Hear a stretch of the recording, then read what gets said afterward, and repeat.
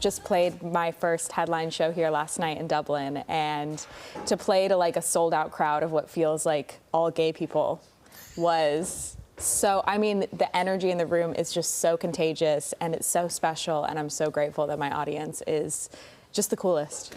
Yeah. Yeah, but did you embrace it? Do you love it? And you must have a lot of people contacting you through your social media as well, kind of almost thanking you for trailblazing in such a way. It's, you know, after coming out, and even before coming out too, I've always been really fortunate that the queer community and the LGBTQ+ community has stood beside me long before anybody else did, and I've always been so grateful for that. So the fact that they connect with me and resonate with me is something, it feels like something I'm always trying to return, I guess, back Did coming out make a difference to your life? Of course.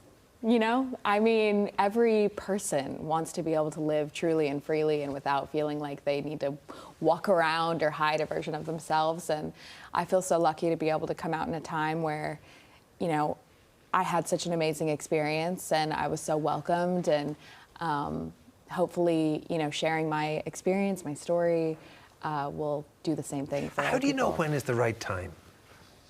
Girl, I don't know. You try to figure it out. There is no right time other than when you feel safe and found. And sometimes, you know, especially with dealing with family and knowing that we're not in a time where everybody, you know, loves and embraces and accepts you, you have to find a space within yourself and within, whether it be family or chosen family, you know, to feel that and embrace it. Yeah. And does it lead to a freedom then in your creativity? If you're not, where you describe that thing of living where you have a sense of acceptance of yourself, does that allow you to be unshackled in how you write and how you sing, how you perform? It should. It should. You know, again, I want to emphasize that right now, you know, and in every part of the world, it's different too. In every city and town and family, it's different. But that is what that experience is supposed to lead you to. And so if anybody is dealing with, you know, issues with finding who they are, accepting themselves, feeling accepted in their own inner circles, I mean, that is the experience that we all deserve to have. Yeah, looking across the Atlantic, and we see what's going on in the States at the moment, it seems to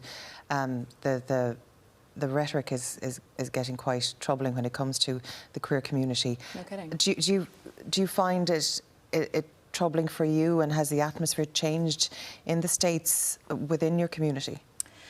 You know, it's interesting growing up at this time in the States and feeling like we've taken a few steps forwards and now a few steps back, and it's, you know, definitely jarring to watch, you know, some pieces of the country and even to go and visit and play, you know, some shows in some pieces of the country where people are lying about where they are to their families, you know, coming to even a queer show or anything like that. I mean, it's really rough out there, but I think it makes it that much more important to show up, to represent, to fight. You know, I have a platform to be able to fight for so many people, and I can only, you know, do my part. And so that's what I will try to do, I guess.